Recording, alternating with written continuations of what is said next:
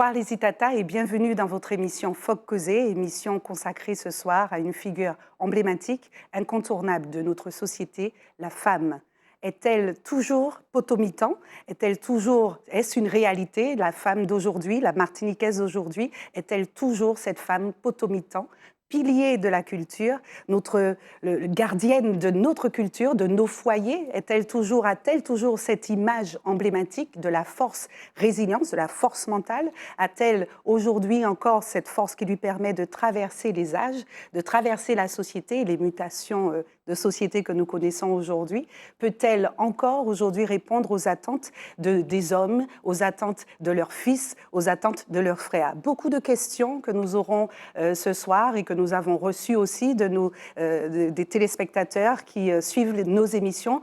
Aujourd'hui, ce soir, mesdames, vous êtes venues partager avec nous votre réalité. Vous êtes infirmière, artiste, vous êtes avec nous chef d'entreprise ou encore mère au foyer. Dites-nous tout. Quelles sont vos réalités, vos défis aujourd'hui et surtout vos victoires? Avant de vous laisser la parole, j'aimerais partager avec nos téléspectateurs, avec nos Itata, une anecdote que nous a racontée Édouard Glissant, n'est-ce pas? Alors c'est plutôt, au-delà de l'anecdote, c'est surtout un positionnement concernant la famille dans son discours antillais de 1981. Édouard Glissant nous dit la chose suivante.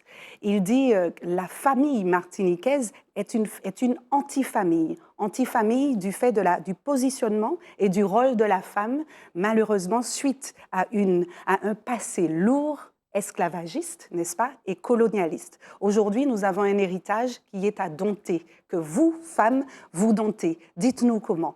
Je vais vous présenter chacune individuellement et vous aurez l'occasion de répondre à ces questions. Maïda Wiltor, bonsoir. Bonsoir. Bonsoir, vous êtes donc mère célibataire d'un garçon de 11 ans. Vous êtes cadre dans le management et la prévention des risques. Tout à fait. Engagée dans le monde associatif et aussi militante au sein d'un parti politique. Dites-nous, pourquoi c'est important pour vous d'être là avec nous ce soir et de nous parler de votre rôle de femme? C'est important pour moi parce que c'est le rôle que je joue au quotidien et c'est ce que je connais le mieux, tant professionnellement que dans la vie personnelle et aussi dans la vie associative, que ce soit dans l'association ou au milieu politique. Je crois que les femmes sont très présentes et sont en général des petites fourmis, mais aussi maintenant et de plus en plus en avant. Donc il était important pour moi d'être là. Voilà, et de témoigner. Très bien, merci. On se tourne vers vous, Valérie Villeronce-Jeanne-Rose. Vous êtes infirmière, Jeanne-Louise, merci. Vous êtes infirmière, désolée. Vous êtes infirmière libérale, vous êtes mariée, mère de 2 enfants. Et pour vous aussi, c'était important d'être là. Vous avez manifestement répondu favorablement à l'appel de témoin. Alors, l'appel à témoin, dites-nous pourquoi vous êtes là.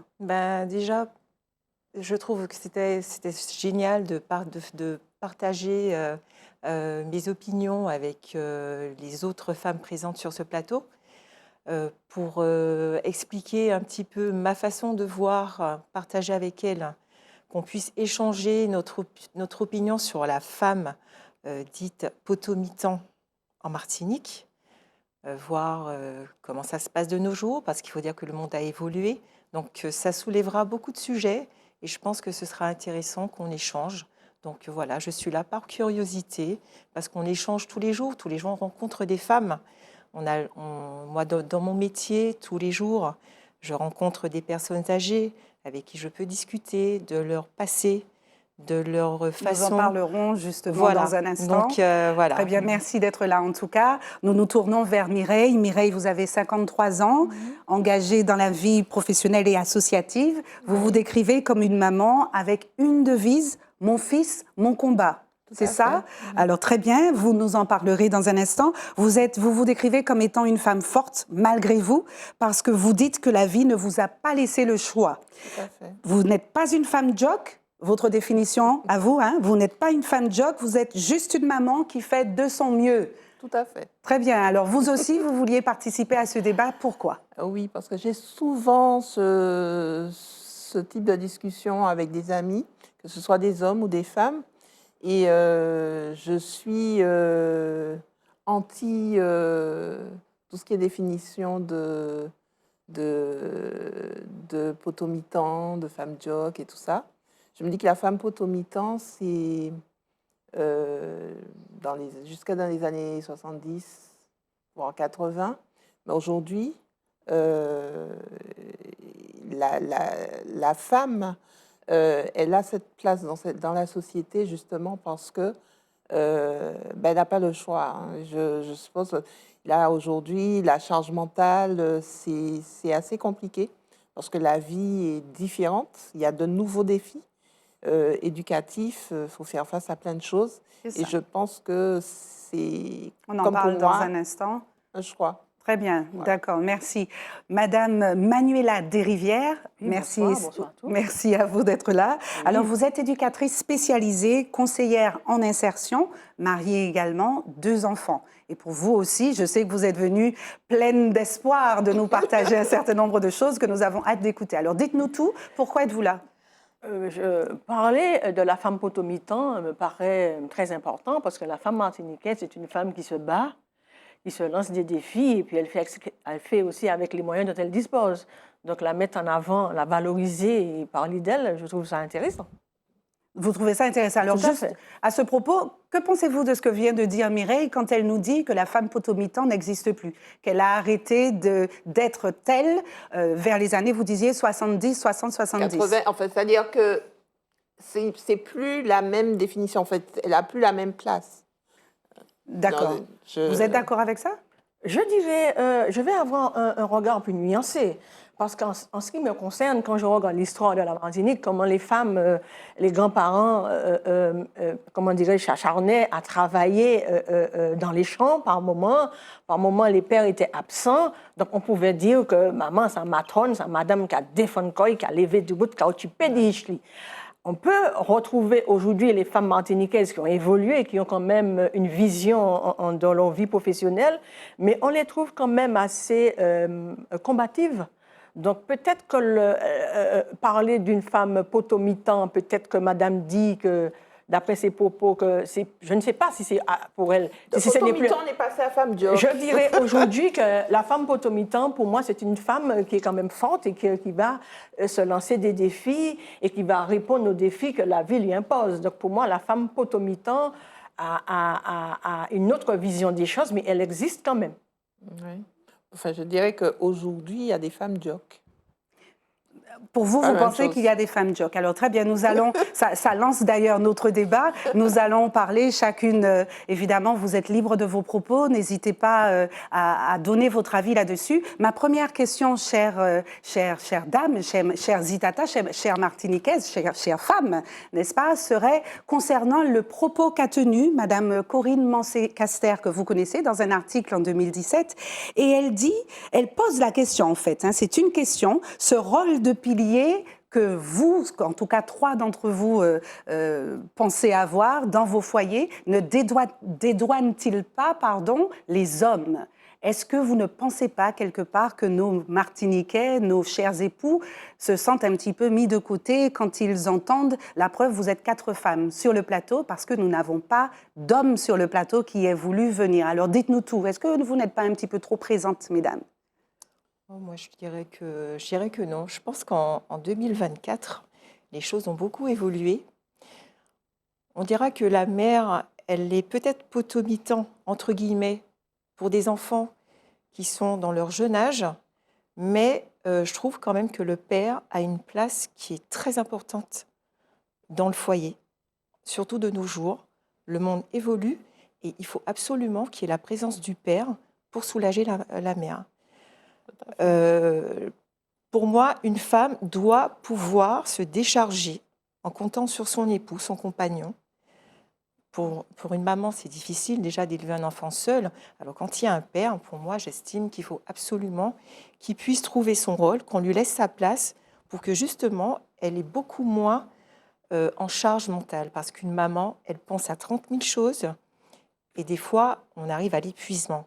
On est en 2024, les choses vont évoluer et on a un stress permanent dans cette nouvelle société. C'est ça, Madame Wiltor, qu'en pensez-vous? Mais en fin de compte, alors moi qui suis mère célibataire, donc je n'ai pas cette compagnie, en tout cas pas le père de mon fils, mais j'ai un j'ai une interpellation sur se décharger.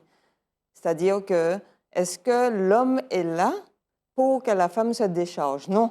Je crois que c'est une complémentarité Tout à fait. et que justement, je pense qu'on a souvent dit, oui, qu'il faut que l'homme dans le couple, le père, soit là pour que la femme se repose. Eh bien non, il doit prendre sa place autant que la mère. C'est ma vision. C'est ma vision. Il doit prendre sa place. Il n'est pas question de se décharger ou ne pas se décharger. Justement, c'est peut-être pour ça qu'on n'a pas trouvé d'hommes pour venir en parler. C'est parce qu'ils ont toujours l'impression qu'ils sont là soutien, après coup, alors qu'ils ne sont pas là après coup. C'est 50-50 pour faire un enfant. Normalement, on est Voilà. d'accord. Alors, vous confirmiez, Mireille, dites-nous. En fait, moi, je dirais que c'est ce que je disais au départ, c'est-à-dire que c'est la femme, enfin, personnellement, j'ai dû être forte. Je n'ai pas choisi. Hein. La vie ne m'a pas laissé le choix. Quand on a le petit bout de chou là qui pointe le bout de son nez, il faut assumer et il faut se battre parce que quand en plus c'est un enfant avec une spécificité, il faut se battre avec l'école, il faut se battre avec les institutions, il faut se battre avec tout le monde pour que l'enfant puisse avoir sa place. Et même comme ça, c'est difficile. Et en fait, je dis, la vie ne m'a pas laissé le choix. C'est-à-dire que, il faut se battre. Hein. Tu es toute seule. C'est ça. Alors, Mireille et mesdames, quel est le poids de l'histoire de notre société dans cette affirmation « la vie ne m'a pas laissé le choix », le fait d'être mère célibataire, et c'est votre cas aussi, Madame Wiltor. D'après vous, notre histoire en tant que famille décomposée dès le départ, depuis la cale du bateau, la période de l'esclavage, est-ce que, quelque part, c'est ce désordre du colon, du maître blanc, le désordre institutionnel, hein, institutionnalisé même, n'a-t-il pas...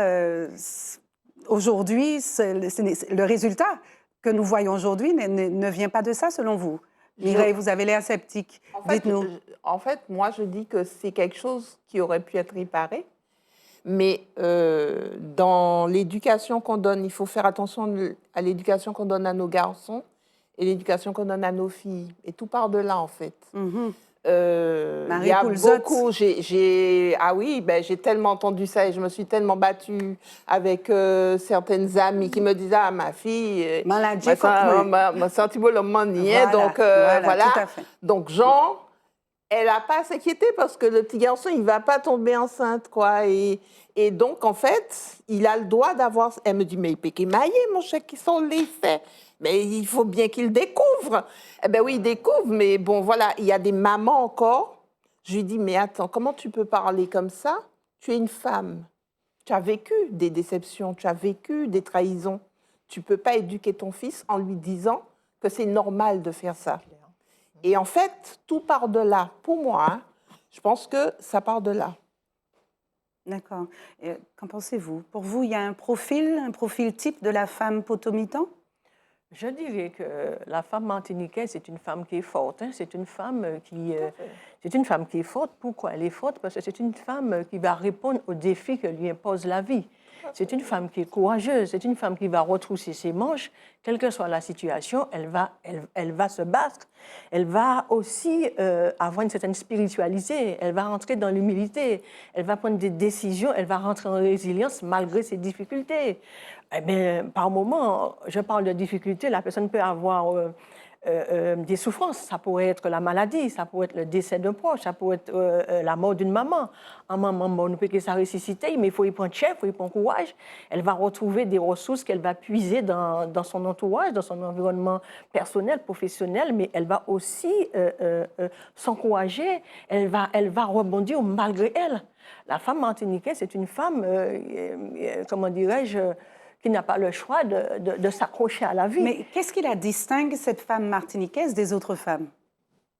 C'est l'histoire. Merci. Alors, je vous écoute. Merci de votre réponse. Oui, l'histoire, de toutes les façons, cette image de potomitan qui a une modernité aujourd'hui, en 2000, depuis les années 2000, mais qui prend son essence dans l'histoire. Mais la femme reste une référence dans la famille. Ça reste une référence, qu'elle soit au foyer, qu'elle soit au travail. On a encore cette image que la femme est forte, elle brave tous les dangers, t'es pas jamais trop lourd pour le stomac. Il n'y a pas ce proverbe-là pour les hommes. Donc, il y a vraiment une dimension où la femme sort de sa zone de confort. Mais après, c'est génétique aussi, c'est la femme qui porte l'enfant, il y a plein de choses. Mais c'est vrai que la composition, au départ, la femme restait à la maison. L'histoire a fait que la femme restait à la maison et que l'homme partait travailler. Et c'est la femme qui s'occupait, entre guillemets, des enfants, du ménage et tout. Après, je pense que ce rôle de potomitan est toujours valable aujourd'hui, mais qu'il revêt un autre aspect, puisqu'on a de plus en plus de papas qui deviennent à part entière aussi des potomitans. Heureusement d'ailleurs. Heureusement. Il y a des papas qui sont complètement dans ma situation. Moi, j'en connais, et qui prennent pleinement leur rôle en charge, mais c'est vrai que même les hommes disent qu'il y a un don que la femme a qu'ils n'ont pas. Elle est peut-être la matrice, justement, voilà, de cette société. Elle porte l'enfant. Exactement. Alors, de fait, est-ce qu'il faut forcément être une mère pour être considérée comme une femme potomitan? Est-ce qu'on a besoin d'enfanter pour être considérée comme un pilier? Non, pas forcément. Pas forcément. Alors, quel est que- votre avis là-dessus? Il y a des femmes qui n'ont pas forcément d'enfants et qui ont été confrontées à des défis très douloureux dans la vie. Tout à fait. Et qu'elles partagent, qu'elles transmettent peut-être même à leurs neveux ou nièces, à leur famille, à leur entourage. Mais on n'a pas besoin d'être mère pour pouvoir connaître cette situation, parce qu'on a tendance à trop stigmatiser que la femme potomitan est forcément maman. Non, parce qu'on peut avoir une femme célibataire, sans enfant, et qui s'occupe, par exemple, de ses parents qui sont malades. Des femmes qui ont mis leur vie entre parenthèses pour s'occuper d'un membre quelconque de leur famille. Mais moi, j'estime que toute femme a le droit d'être valorisée, quelle que soit sa situation sociale, qu'elle soit mariée ou pas, qu'elle ait des enfants ou pas, qu'elle travaille ou pas, parce qu'il y a des femmes au foyer qui travaillent, qui ont du mérite. Et donc, j'estime vraiment qu'aujourd'hui, on est toutes des femmes fortes. Et par contre, si on n'est pas bien entouré en cas de problème, parce qu'on est dans une société qui est très anxiogène aujourd'hui, et il y a beaucoup de femmes qui souffrent, qui sont en souffrance, et qui n'ont pas toujours l'aide morale pour les soutenir, qu'elles puissent se relever. Et malheureusement, souvent, ça conduit au suicide. Ouais. Donc, il faut vraiment que la femme, pour qu'elle soit forte, qu'elle ait son mental, mais aussi qu'elle soit aussi entourée. Je trouve que c'est super important, l'entourage. Tout à fait. Alors, permettez-moi d'insister, mesdames, qu'est-ce qui distingue la femme martiniquaise en tant que potomitan par rapport à la femme européenne, Amérique du Nord, etc.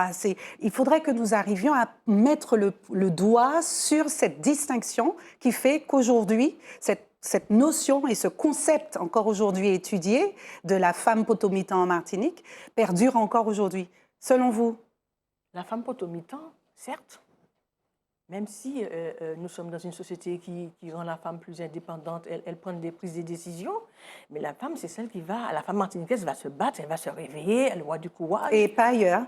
Je ne dis pas je dis ce que je pense, je dis ce que je vois. Absolument, mais nous essayons de comprendre justement cette réalité Parce que martiniquaise. la femme martiniquaise s'est appuyée aussi sur comment dirais-je, sur son histoire. Sur son histoire. Très bien. La grand-mère, ce que la mère a traduit. l'éducation. Je vais vous dire quelque chose. Quand vous regardez certaines communes de la Martinique, je dirais Sainte-Marie, Trinité, etc., auparavant, qu'est-ce que les mamans faisaient? Elles allaient travailler, soit femmes de ménage ou dans les champs, mais le soir, ils arrivaient, ils faisaient à manger, ils faisaient de la soupe.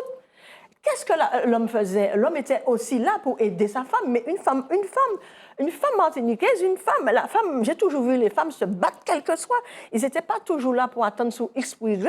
Moi, niti maman, il m'a qu'à lever, m'a qu'à faire manger, bah, je moi, pas de maman, maman, pas de papa, maman, pas de ressusciter personne, m'a qu'à tirer tout le monde. J'ai un mari, et je m'en vais en l'air, je fais ce que j'ai à faire, mais j'assume mes responsabilités.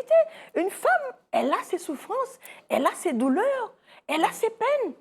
Mais elle va toujours puiser dans ses ressources, mais même soupçonner, pour pouvoir combattre, se mettre au combat.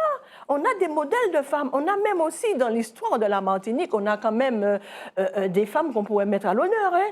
En Martinique, on fait référence peut-être à Lumina Sophie. Il y a quand même la mulâtresse.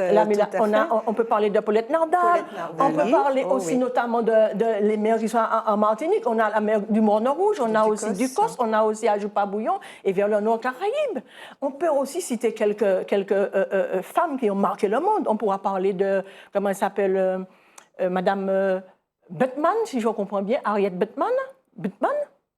Elle a fait référence à tout ce qui était lutte contre l'esclavage. Harriet Tubman. Tout à fait. On peut parler aussi de Rosa Parks.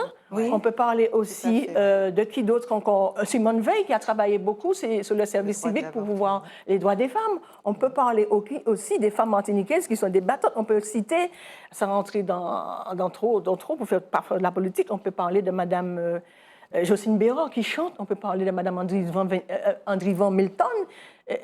Madame Andrivan qui parle de la Martinique, qui fait honneur à nos combattants. Alors justement, ce sont des femmes aussi à ce propos, comment expliquez-vous? Vous parliez de politique et Madame Wiltor à vos côtés est une militante en association justement politique. Comment expliquez-vous qu'il y ait très peu, aussi peu en tout cas, d'engagement dans ce milieu, dans ce monde politique, le milieu public des femmes? Pourquoi est-ce que nous avons tant d'hommes dans la politique et si peu, je parle bien, on entend bien, en Martinique? Alors, comment expliquez-vous ça, ce manque d'engagement? Elles ne sont pas beaucoup engagées en politique. Je pense parce que c'est un milieu qui est quand même très sexiste. On va le dire, il faut être honnête. Donc ça commence à venir maintenant. Et je pense que la femme, elle était sur d'autres combats. Tout à fait. Plus concrets. Alors la politique n'est pas assez concrète pour la femme quand vous parlez? Non, je veux dire, enfin plus concret pour elle dans le sens où on est plus sur la famille, le foyer, le travail. On a des combats, voilà. Alors ça exclut forcément. Voilà. Alors si vous avez, qu'on s'entende bien et qu'on comprenne un peu, qu'on se comprenne, mesdames, vous nous dites que la femme martiniquaise est sur tous les fronts et qu'elle est censée pouvoir combattre, elle est armée pour ça, et en même temps, on l'exclut du milieu, du monde public, politique, parce qu'elle doit... Elle commence à s'affirmer, la femme. Expliquez-nous pourquoi. C'est une place qu'elle prend. Si elle ne la prend pas, on ne va pas la lui donner. Absolument, on ne lui donne pas, comme on ne donne pas un homme non plus. Alors pourquoi? Ce sont des femmes qui sont amenées à voyager énormément, et je pense qu'elles se sont fait violence pour pouvoir rentrer dans le monde politique. Et j'admire ces femmes, même si, il y a toujours des divergences en politique, mais ça, je ne rentrerai pas dans les détails. Mais j'admire les femmes qui font de la politique, les femmes martiniquaises qui font de la politique. Et je me dis que même s'il y a des enfants, là, le père prendra le relais, tout simplement. Et la femme vivra sa vie professionnelle, ce dont elle a envie de faire. Et quand elle rentrera de ses missions, elle retrouvera sa famille. Mais je trouve la femme aujourd'hui, c'est s'imposer en politique. Moi, je trouve que la femme martiniquaise s'impose en politique aujourd'hui. D'accord. Madame Wiltor. Moi, je trouve qu'il y a beaucoup de femmes. D'accord, allez-y, dites-nous. Les partis politiques sont remplis de femmes. Alors, elles sont militantes, elles sont présentes. Alors, sont-elles elles ne sont pas que élues? militantes, il ne faut pas croire, parce qu'elles tiennent un rôle sans elles. La machine ne fonctionne pas. Sans elles, les élus, parfois, sont perdus. Ah oui, il ne faut pas croire. Alors, la femme en politique, son absence sur des mandats, on va dire. C'est ça. Des mandats électifs, des positions mises en amont. C'est plutôt ça, je pense, qui qui a péché pendant un moment, mais je ne crois pas que ça soit lié simplement à la Martinique. Puisque si on a créé la loi de la parité, c'est parce qu'on a bien compris qu'il y avait un souci. Et voilà, c'est c'est ça. général, Et il a c'est fallu que les hommes créent cette loi oui, pour mais qu'aujourd'hui, nous c'était- puissions avoir un semblant d'équilibre. Mais ça ne veut pas dire qu'il n'y avait pas de femmes, parce que je peux vous dire que les partis politiques, ah oui, ça, souvent, enfin en tout cas dans le mien, souvent les hommes se retournent et disent, mais je suis entourée de femmes là, où sont les hommes? Voilà, donc non, il y en a beaucoup. Après, c'est la place, le mandat électif qui a toujours, alors historiquement aussi, il y a toujours eu, on n'a pas encore de présidente de la République femme. Hein. C'est ça. Donc, Alors, c'est pas là, je pense plus que c'est la société qui laissait plus de place à l'homme dans la politique, au mandat électif, que la femme. Mais elles sont présentes. Je peux vous assurer qu'elles sont en combat. Je dirais donc aussi que derrière un homme politique, il y a une femme politique. Quand on regarde le cas de Mme Obama et M. Obama, on a quand même des hommes qui sont là, mais il y a des femmes derrière. Il y a des femmes militantes qui sont là pour pouvoir faire les comptes rendus, les rapports, etc. Et derrière un homme politique, il y a très bien, derrière un mesdames. homme politique, il y a des femmes. Tout à fait. Alors, nous allons, merci de vos avis. Nous allons maintenant passer à notre rubrique, la tribune digitale.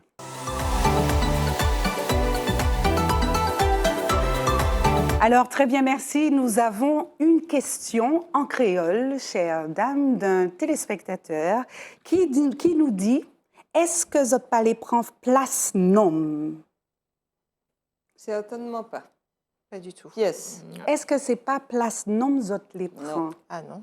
Alors, au-delà du nom, pouvez-vous nous expliquer en quoi vous estimez que vous ne prenez pas en vous autoproclamant piliers de la société, piliers du foyer? Moi, je trouve qu'un homme et une femme dans un couple, ils se complètent. On ne prend pas la place de l'homme, on se complète. C'est comme un partenariat. On fait tout ensemble, mais il n'en est pas du tout question de prendre la place de l'homme. Je trouve que l'homme a une place importante qui aide aussi la maman dans l'éducation. Parce que des fois, il y a certains enfants qui ont besoin d'une certaine autorité et donc souvent on la retrouve chez le père. Mais bon, moi je trouve que dans un couple, l'homme, non, il ne perd pas sa place. Tout dépendra aussi du mode de fonctionnement de cette famille. Mais personnellement, avec mon mari, on est en symbiose pour les enfants. Je D'accord. trouve que c'est hyper important pour leur équilibre à eux. Même si des fois ils en jouent parce qu'ils savent que voilà, il y a toujours une petite faille chez maman. Mais bon, voilà. Alors, Madame Villerons, vous n'êtes pas sans savoir qu'en Martinique, les familles monoparentales sont beaucoup plus importantes que les familles traditionnelles dites conventionnelles, avec papa, maman et enfants. Donc, dans ce cas de figure, qu'est-ce qui se passe? Alors moi, j'entends souvent les gens dire, enfin des femmes dire, c'est moi qui maman, c'est moi qui papa. Oui. C'est une phrase qui me... J'ai élevé mon fils toute seule. Bon, son père a fait quelques apparitions, il disparaît, enfin bon, bref. Mais en tout cas, je n'ai jamais dit « je suis ton papa ». Je ne suis pas ton papa, je suis ta maman. À maman, plus, puisque il faut que je fasse... je ne suis pas capable de faire ce qu'un papa devrait faire, mais je fais ce que maman doit faire et un petit peu plus.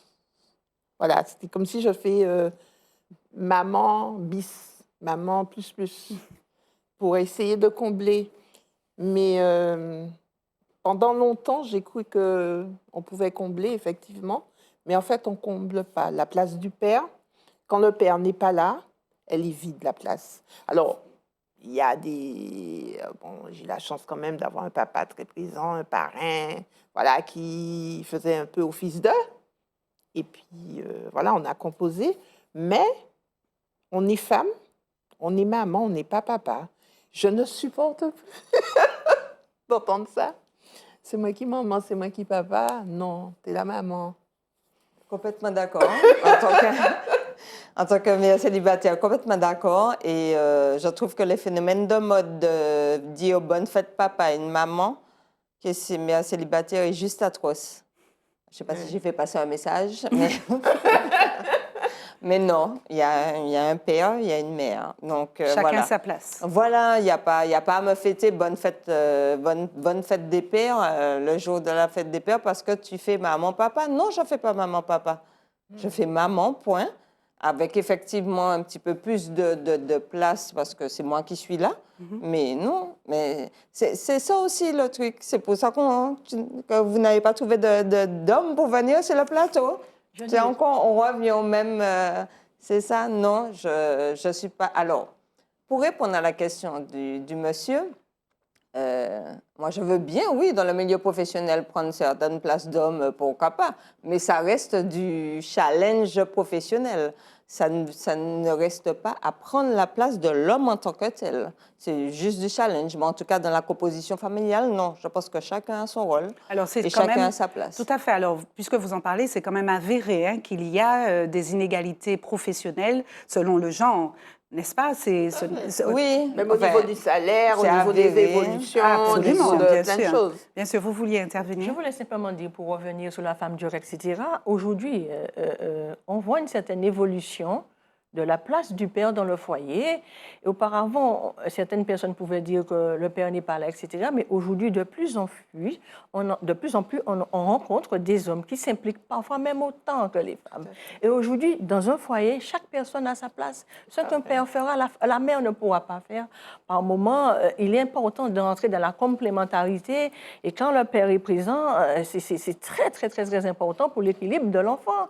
Et aussi, la mère a sa place. Et parfois, la mère peut dire ABC. Et quand le père va dire le reste de l'alphabet, on va compléter l'éducation. Aujourd'hui, la place de l'homme, elle est importante auprès de l'éducation des enfants, mais aujourd'hui, on se rend compte que la société martiniquaise change.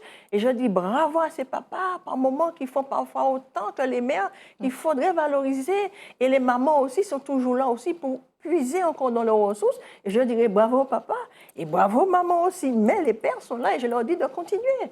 Et on ne peut pas prendre la place d'un homme, c'est impossible. Chacun sa place. C'est ça. Alors, justement, une autre question. Donc, il y a un profil, on essayait de délimiter en tout cas les contours de la femme potomitan. Quand on parle de pilier, on parle de sacrifice, on parle de courage. Et il y a un mot qui revient, c'est le mot respectabilité. La femme n'est pas qu'une mère, elle est aussi une femme en tant que telle, qui a ses désirs, qui a ses souhaits, qui voudrait assouvir un certain nombre de choses. Comment vous, mesdames, je crois que toutes les quatre vous êtes mamans, c'est bien ça, comment est-ce que vous arrivez à distinguer ce rôle de mère et ce rôle de femme? Très bonne question qui vous laisse pantoise, mesdames. Alors, dites-moi. Alors, mon rôle de mère, ben, c'est simple. Non, alors justement, on veut sortir de ce cadre de la femme mère, mais on parle de la femme-femme, qui a ses souhaits, ses désirs et qui voudrait accomplir, qui a des ambitions qui lui sont propres au-delà du fait d'être une mère, d'avoir donné la vie. Parce qu'une femme ne se limite pas, nous sommes d'accord, à la maternité. Ben, pour moi, la femme, quand elle veut justement vivre sa vie de femme, elle s'octroie des moments pour elle. Par exemple, ne serait-ce qu'aller au sport, seule, c'est un moment de détente. On sort du cadre familial. Le sport, ça détend. On oublie un petit peu. C'est vrai qu'on a tendance à être dans un train-train quand on est à la maison. Et on peut s'octroyer des moments avec ses collègues, avec ses amis, se faire un restaurant, aller au cinéma entre amis. Il n'y a pas d'âge pour se détendre. Moi, j'estime que, voilà, moi j'ai une cousine qui prend une semaine de vacances avec ses collègues. Elle s'en va. Ses filles restent avec le papa. Et je trouve que c'est très bien. Il ne faut pas qu'on s'oublie. Vous faites la même chose? C'est pas toujours évident, mais je m'octroie... Vous seriez intéressée. Voilà, exactement. J'essaie de le faire en allant au sport. Enfin, j'essaye. Par exemple, demain, j'ai un petit resto avec mes cousines. Voilà, c'est sans les enfants, sans les maris. Voilà. Il faut pas qu'on s'oublie. Ah, ça. Mesdames, En tant que mère célibataire, c'est compliqué. obligatoirement, il y a une part d'eau. Il y a de l'oubli de soi à un moment, surtout quand l'enfant est petit. Il y a un oubli de soi. Ouais. Mais je crois aussi qu'il y a une relation qui se fait. Alors, ça, c'est toutes les mamans, c'est pas célibataire ou pas. C'est que l'enfant, en fin de compte, quand il est dans votre ventre, il ne voit pas votre visage. Mais par contre, il ressent tout ce que vous ressentez. Moi, j'ai très vite compris ça. Que la sage-femme m'a dit, attention, si tu es triste à l'intérieur, je fais, oh là, ok. Donc, et en fin de compte, l'ingratitude, alors c'est gentil, l'ingratitude des enfants, parce que plus l'enfant grandit, plus il se construit, il devient un petit homme. Enfin, moi, j'ai un fils, donc je vais parler d'un petit homme. Eh bien, l'ingratitude des enfants fait que on arrive à prendre de la distance. À un moment, on se dit, ah ouais, mais on va un peu penser à soi, parce que finalement, le petit homme, C'est vrai. mais ça fait plaisir, parce qu'on lui a donné aussi tout ce qu'il faut pour qu'il se armes, réalise. c'est ça. Mais oui, à un moment, en tant que mère célibataire, je me suis oubliée, mais avec le temps, je pense que... Et puis, ça ne fait pas de mal. Ça ne veut pas dire que c'est facile. Et je pense aux mamans qui ont... Parce que moi, j'ai un socle autour de moi. J'ai un père, j'ai une mère qui était là. Donc, comme Valérie disait, il faut être bien entouré. Moi, je pense à ces mamans qui manquent de ce soutien. Parfois, ce n'est pas toujours facile. Mais c'est vrai qu'il y a de toutes les façons, qu'on soit seul ou en couple, il y a un moment où la mère, il y a une partie d'oubli. Alors oui, il faut rééquilibrer les choses avant parce que justement, l'enfant, si vous n'êtes pas bien, il ne sera pas bien. C'est ça, Manuela. Je pense qu'il est important que la femme soit épanouie en tant que femme, en tant que mère aussi. Donc, il faudrait qu'elle ait ses exutoires. Il faudrait qu'elle prenne soin d'elle-même. Comme disait madame, faire, comment dirais-je, des activités physiques, sportives, se faire plaisir aussi de temps en temps, penser à elle. Parce que quand elle ira, par exemple, à la plage, ou bien au cinéma, au restaurant, ou bien marcher, ou bien danser du belège, ou du tambour, etc., la femme va revenir de manière détendue et ça va faire du bien à l'autre. Il faudrait qu'elle ait des moments pour se ressourcer. Il y a aussi la spiritualité aussi. Donc la femme peut s'aider aussi, retrouver une tante, une personne âgée, discuter, partager des moments pour lui faire plaisir, lui permettre de continuer. Il faut qu'elle existe aussi. C'est ça. Nous parlons en fait aussi, nous pouvons parler du rapport qu'il y a entre les genres en Martinique, entre les hommes et les femmes. Nous avons parlé donc de cette femme maman, nous parlons de cette femme femme. Et qu'en est-il de cette femme épouse, de cette femme compagne? Alors, mesdames, vos compagnons, comment vivent-ils cette affirmation de tous les jours dans vos attitudes, pas seulement dans les mots, en tant que femme forte, en tant que femme pilier? Très bien. Il faut juste donner l'habitude à l'homme. Voilà, on vit comme ça. Enfin, on se respecte. Déjà, quand il y a le respect, tout fonctionne. Moi, je ne l'empêche pas de faire ses sorties avec ses amis, ses collègues, de la même façon que, voilà, il faut avoir cet exutoire, lui comme moi, tout en ayant un respect, un respect mutuel, et voilà, tout fonctionne. Et c'est super important pour que nos enfants nous voient bien, nous voient épanouis. Des modèles. On essaye. Comme on peut. On essaye. C'est ça. Alors, Manuela, quant à vous, vous êtes mariée également. Quand on vous entend parler, on vous voit, on sait qu'à la maison, ça doit y aller. Dites-nous, Manuela. Je ne peux pas tout vous dire au plateau, madame. Alors, dites-nous ce que vous voulez, avec plaisir, nous acceptons. Je dirais qu'une femme, on est marié, mais c'est l'expérience, c'est petit à petit qu'on arrive à épouser le rôle d'épouse. On fait des erreurs.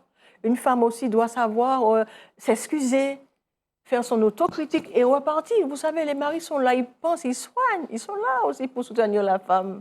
Mais une femme, quand elle se marie, elle ne connaît pas tout, elle apprend avec son époux. Une femme va enfanter, mais elle va apprendre à être maman, apprendre à donner, apprendre à recevoir. Oui.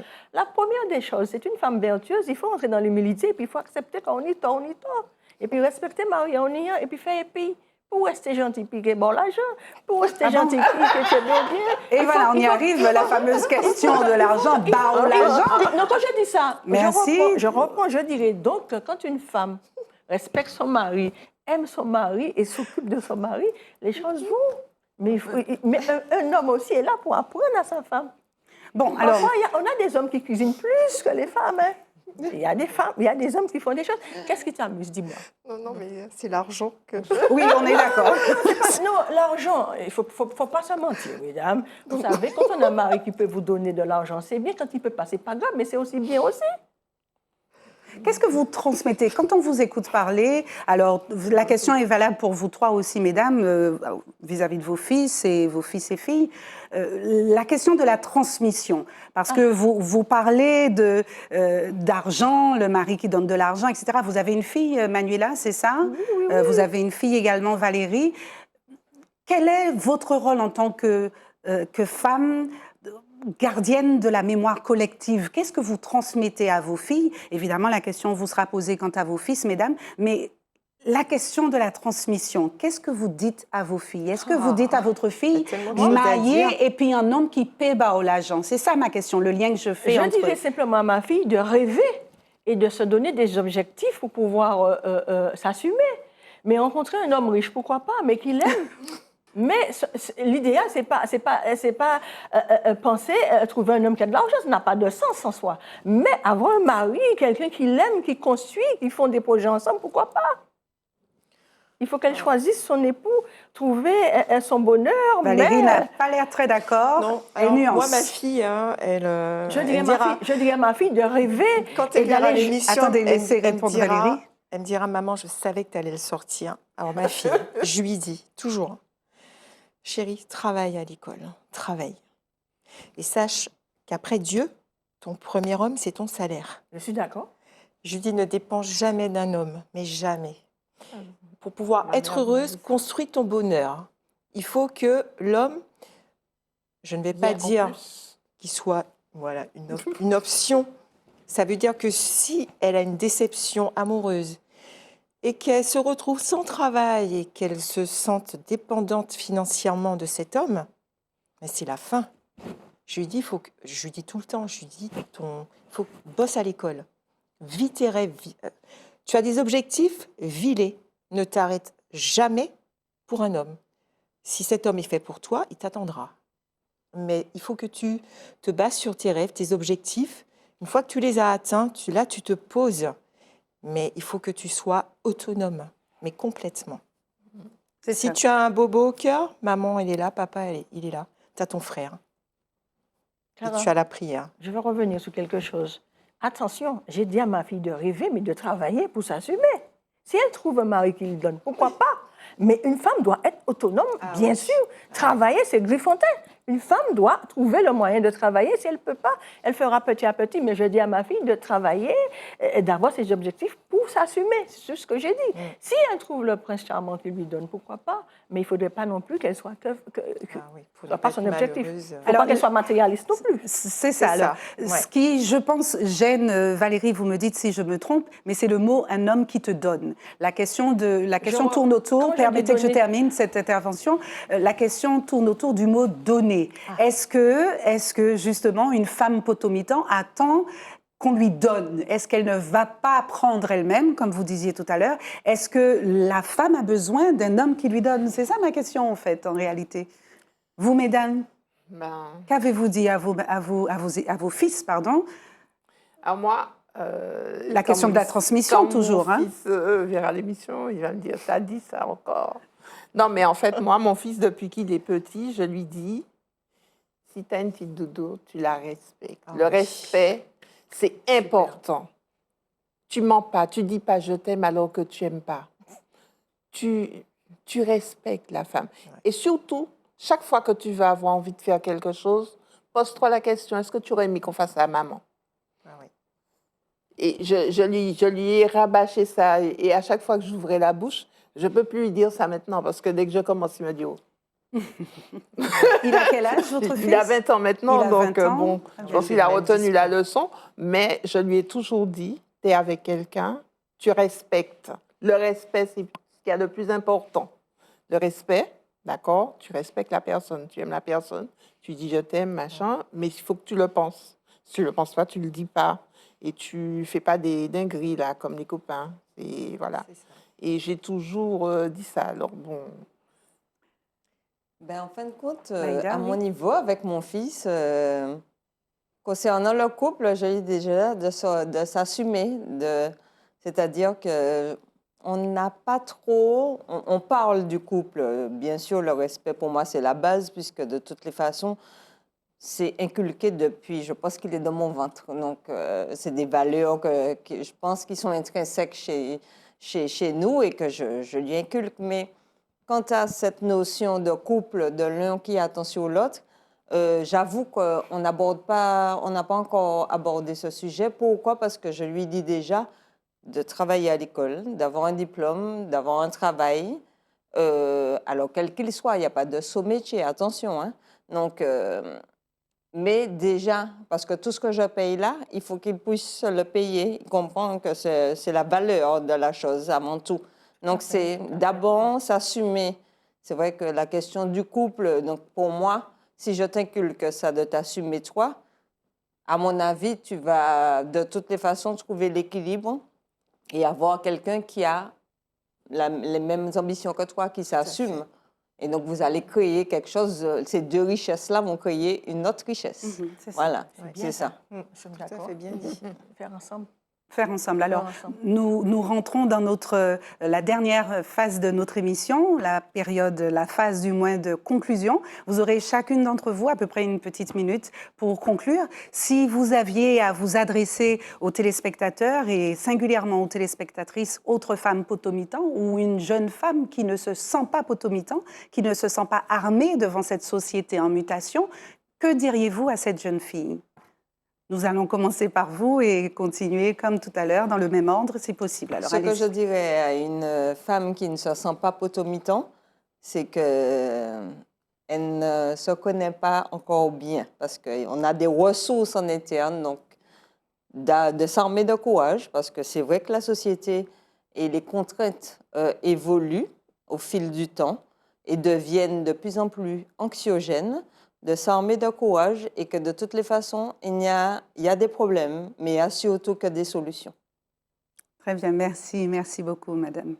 À vous, Valérie, dites-nous. Moi, je dirais à cette femme de croire en elle. Je trouve que c'est hyper important de se faire confiance et qu'elle trouvera toujours la force pour s'en sortir. Il faut qu'elle y croie et qu'elle se fixe des objectifs et qu'elle n'écoute pas le négatif autour d'elle, qu'elle reste que sur le positif, parce que beaucoup aussi essaient de décourager. Ah ben oui, tu ne vas pas y arriver. Non, il faut qu'elle se dise qu'elle va y arriver. Donc qu'elle ne perde jamais l'espoir. Mais Valérie, permettez-moi, où trouve-t-on cette force, cette résilience, comme disait Manuela tout à l'heure, pour pouvoir s'auto-encourager quand on n'est pas armé, quand on n'a peut-être pas eu une mère qui était comme vous dans la transmission? Où peut-on puiser dans quelles ressources? Je pense justement en nous. En nous, parce que si cette personne, par exemple, a un enfant, pour elle, ce sera une raison de se battre. Si elle entend du positif autour d'elle, ce sera aussi une raison pour elle de se battre, d'y croire. C'est pas toujours évident. C'est vrai que trouver les ressources, c'est pas chose facile. Si on n'a pas les références, entre guillemets, c'est pas toujours évident. C'est vrai que c'est facile à dire. Quand on est face à un problème et qu'on est seul, qu'on n'a pas de solution, qu'on n'a personne pour nous conseiller, c'est vrai que c'est pas évident. Mais moi, je dis simplement à cette femme de croire en elle, de ne pas baisser les bras. Très bien, merci. Ne pas baisser les bras. Merci Valérie. Mireille, qu'en pensez-vous? Alors moi, ce que je dis souvent à mes nièces de cœur et de sang, c'est souvent je leur dis, dans la vie, n'accepte jamais de situation qui ne soit pas à la hauteur de ce que tu mérites. Et je crois que à partir de ça, c'est leur dire que, quelle que soit la situation dans laquelle elles se trouvent, si ça ne convient pas, eh bien, il faut passer outre et trouver justement le chemin qui mène à ce qu'on veut. Il faut toujours se battre pour... on a tous des idéaux, on a tous des rêves. Il faut se battre pour ses rêves. Il faut... voilà. Mais je crois qu'on devient quand un enfant arrive, on devient... c'est Superwoman. souvent, voilà, je crois que voilà, on n'a pas trop le choix. Mais c'est vrai que la société est difficile, hein, la vie professionnelle, il faut souvent se battre, faire face à plein de défis. Et, et je crois qu'on a, on a en nous cette force-là. Et c'est ce que j'essaie de transmettre à mes nombreuses nièces de cœur et de sang, je dis, parce que voilà. Très bien, merci. Dites-nous, Manuela. Elles ont déjà tout dit, mais je veux simplement dire à cette femme de se faire confiance et d'y croire. Et d'y croire et aussi de prier et aussi de se dire que aujourd'hui ça ne va pas, mais demain ça ira. Et de frapper aux bonnes portes. Ça peut être une tante, ça peut être un parent, ça peut être une institution. Et que la vie aujourd'hui, on ne peut pas tout avoir. Et que de puiser dans ces expériences pour pouvoir retrouver des ressources nécessaires pour rebondir. Et que ce n'est pas elle seule. Il y a d'autres personnes qui pourraient être dans cette même situation et pour vous dire qu'il faut prendre son courage à deux mains et de dire que ce n'est pas fini et de croire en elle. Et de se battre avec les moyens qu'elle a. Très bien. Et de n'aie pas peur de frapper à la porte. C'est ça, merci à vous. Alors, on va tenter maintenant, nous l'avons fait depuis un peu plus de 50 minutes, de répondre à la question, mesdames, la femme potomitan est-elle toujours d'actualité? Oui, non? Oui. Oui. Si vous voulez... Mireille? Je dirais non. Vous dites non? Moitié. Moitié-moitié. Oui. Très bien. Et vous? 50-50. Ça évolue. Ah oui. Oui, mais c'est vrai, oui, c'est pas un oui Mais je ferme. dirais aussi que la femme potomitan d'arrêter de se charger et de rester à sa place et de faire ensemble avec l'autre, Partenariat. Non, mais en partenariat Voilà. avec la personne. C'est Avec... par rapport à la foyer. définition même de la femme potomitan, je dis que non. Hein, puisque... Pourquoi? Parce que la femme potomitan, si on regarde d'un point de vue historique, c'était celle qui s'occupait de tout le monde, qui prenait en charge tout C'est le plus monde le cas et tout aujourd'hui? ça. Je crois qu'on est, on Il n'y a est, on plus est la sur même nos foyers. définition en 2024. Voilà, je sais pas. On évolue. Ouais, on évolue. C'est pour ça Mais que elle a je une dis place qu'on est importante. passé de la femme potomitan à une femme jock. Une femme forte. Voilà, une femme forte.